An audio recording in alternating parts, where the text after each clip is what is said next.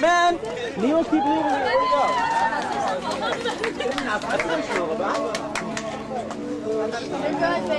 You're good, baby. Hey, how you doing? Go ahead and help yourself. Hey.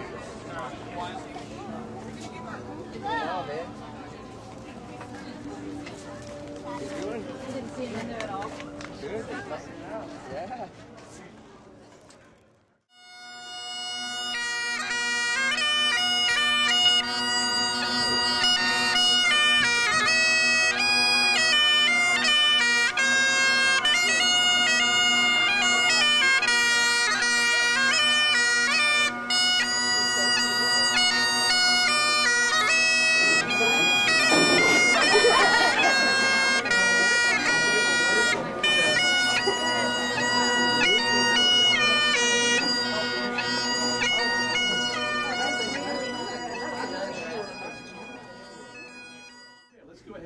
And get started. First of all, thank you all very much for being here. I hope this time here today is going to be very informative and worthy of your time being spent. We all know that we have a very important task in front of us related to accreditation. We all should be aware of the new twist that's been handed to us by the Accrediting Commission, and that twist was handed to them by the federal government. And it puts a different flavor on our approach toward accreditation. The new rules are that there are standards, and we all know what they are, but the new rule is that you will achieve those standards. And so there's really not an A, B, and C grade for attempting to meet them, but the new requirement is that they are met. We decided to put this team together, and working with the Academic Senate, we put together the group that would be working on this to try to get all issues out on the table. We set out from the very beginning a safe harbor, because these issues have been out at least since 2004. And so obviously they have around them a lot of perceptions, they have a lot of opinions, they have a lot of viewpoints around them that vary from group to group to group. And so it became important for us to be able to get issues out on the table in a safe fashion, and to actually allow for some very tough dialogue to be had, so that those could be out on the table and open in the free air. And to be able to do that without worrying about our jobs. And so by consensus, we did agree that we could have that dialogue. So even though I have this fancy title, I need to say that the co-chairs of the committee, Wendy Gabriella and Jerry Rudman, are the true leaders of the group, and the information does filter through them as well as through me, and we talk about the issues at every meeting that we have, and make sure that they're well developed before we share them with the greater public at large, so to speak. And so that's the purpose of today's meeting, is to share them with you. These are some interesting ideas, and I think I want to hand it over to Jerry and Wendy to pick up from here.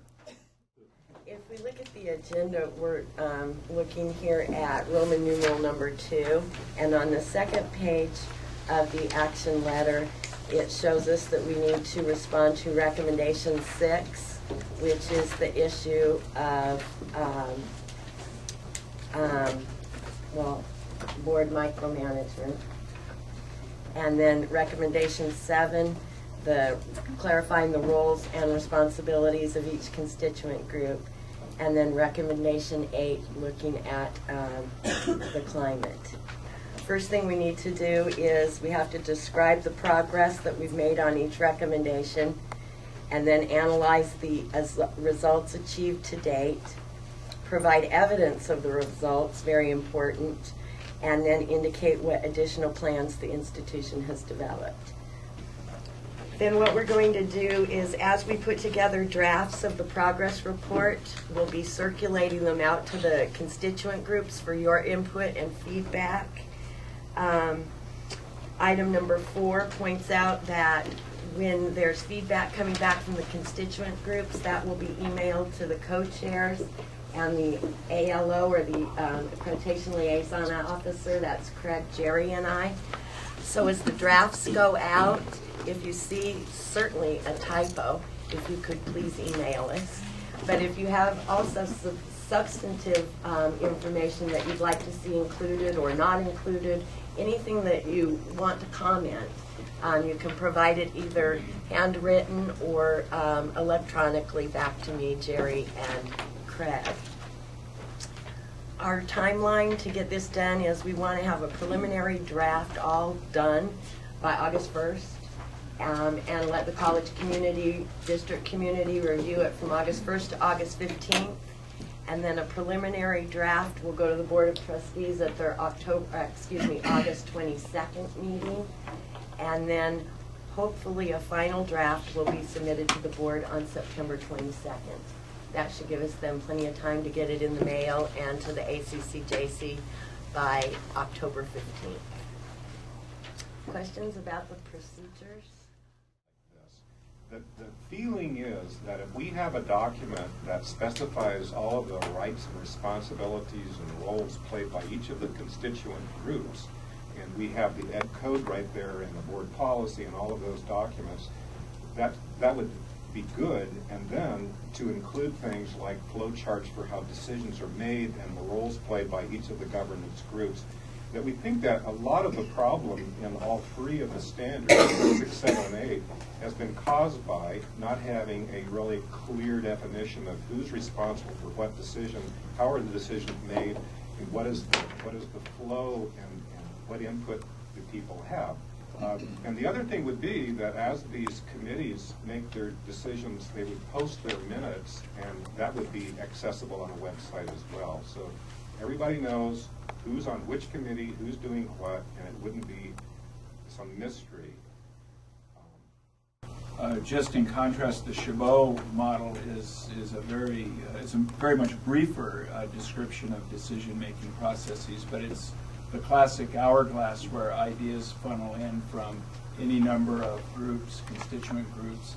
Each has a role to play, and then there's a filtration of these ideas commonly in a committee structure. And so we have our own strategic planning committees now, as well as the standing bodies. We also have district level committees. There are all kinds of formal means by which great ideas and not so great ideas get filtered. And then once they're decided to, once implementation is decided, then various individuals, staff, administration, and others, implement what the decision is. On that note, then, what the main focus of the task force has been looking at is attached in your packet as attachment C.